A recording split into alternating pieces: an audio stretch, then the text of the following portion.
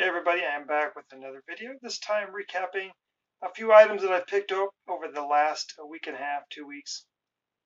Primarily vintage baseball, as you'll see, starting with these 1955 Bowman. Got the color TV set. Bowman was in the last year of that war with Topps, which they would eventually lose. But you can see they tried to incorporate something new and innovative, a new technology with the color TV with their baseball cards.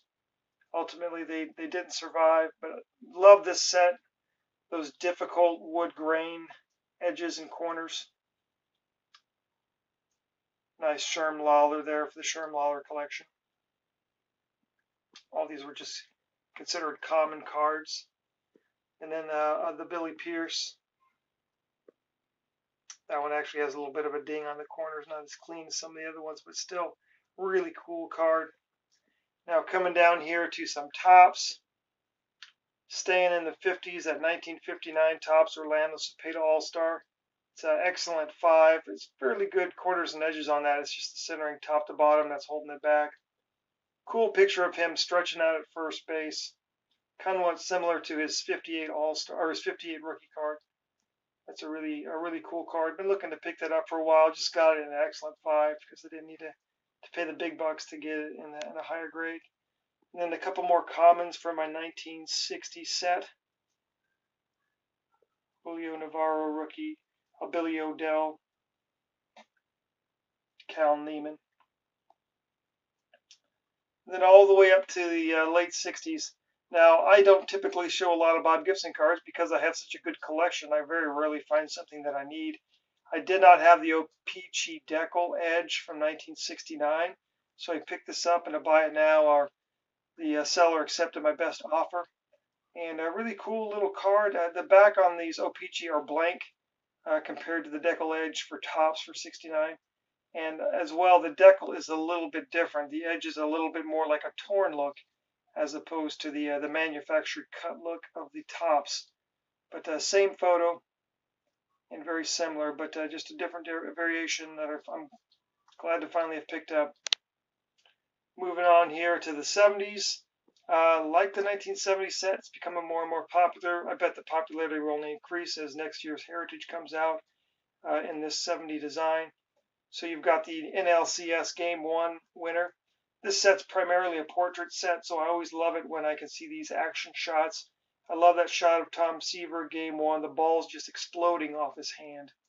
And even though this is an excellent Mint 6, I still picked it up because I thought it was a fairly clean card.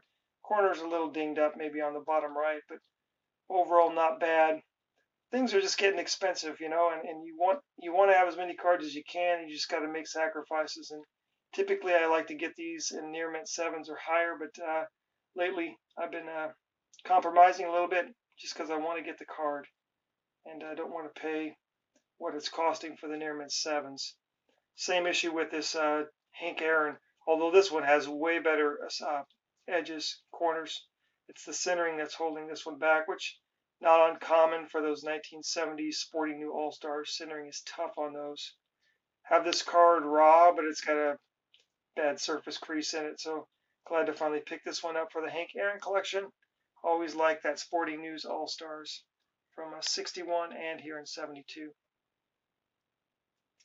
Coming down, another card from 1970. Doing a run of Tom Seaver here, bolstering my Seaver collection. Not a very imaginative Milton Bradley. Don't have the logo on there. It's black and white. Part of a game that Milton Bradley put out in 1970. But if you're going to be a serious collector for these players, you got to pick up the cards when you see them, and saw it for a decent price, so picked it up for the Seaver collection. On to something a little bit more imaginative, the 73 Tom Seaver and a near Mint 7. And then something I'm also a big fan of are the Kelloggs cards with that 3D imagery, or so they claim 3D imagery. 74 set, not too difficult to get those in 9s. Pick that one up. Then the ever colorful 1975 set. Had this regular size, needed to get the mini one as well, so pick that up in a near Mint 7. And then over here is something different, a Mike Schmidt 75 Kellogg's. You will not see a lot of these 75 cards out there graded. You know, same issue with 71. In some regards, the 71 set was not available mail order. Actually, 75 was, but for some reason there's just a lot of copies of 75 out there, so they're a little bit more scarce. The seller advertised this as looking or being, better eye appeal than the grade, that it was undergraded. And getting this in the mail, I would agree wholeheartedly.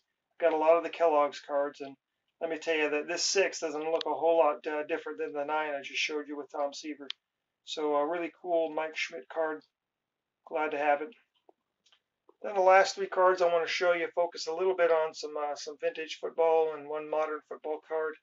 This 55 Bowman. So a pre-war card collector was selling a bunch of football cards the other night, and they were all like extremely high grade, very nice high grade stuff. And then this excellent mint 6 plus, a 6.5 common was kind of in that lot, and it was just nobody was bidding on it. So I just threw a low bid on it, got it. It's a beautiful card. I'm not really familiar with Leon McLaughlin, but I just love those 55 Bowman cards. The way they're bright colored, color and imagery just kind of jumps off the cardboard. Because I was going to go ahead and pay for the shipping for that card. I figured, well, let's find something else to buy. Threw some other bids down. I did win this Roger Staubach as well, so a cool Staubach card. Once again, it's from the same lot. Whoever the collector was that put these up on the pre-war card collector auction had an extremely nice collection, had a really good eye for cards, and I would say that's the nicest near mint 7 I've seen of any of the football cards I have. I mean, I saw this looks like a near mint to mint 8 to me. Some might even say higher, but that's just a gorgeous card. And the last card, now this card has got a very interesting story in that I actually purchased this back on May 20th, and had a tracker associated with it, and the seller had sent it, and I live in Alabama. It somehow made it down to Florida, and then just that's where the tracking stopped, and it just seemed to have disappeared off the face of the earth. And so I waited several weeks and then contacted the seller and said, yeah, I don't think this thing's is going to make it. So he issued me a full refund. A very good seller like that. Didn't give me a hard time about it at all. And then just the other day, we're talking, I think September 24th. So like 5 months later, I got this, random cardboard, 2 pieces of cardboard stapled together. It clearly wasn't the way that it was sent to me initially, but it had the original packaging label from the original package just taped over this cardboard, and the card is in good shape. The case too, it didn't have any issues with it. So I went back and looked at my archives and was able to contact the seller and to make sure it was fine that I still keep the card, and I paid him, so I sent a check in the mail to him to pay him because he did give me a full refund. So he's going to get paid for the card. I've got the card in my possession now, and I'm extremely happy to have it.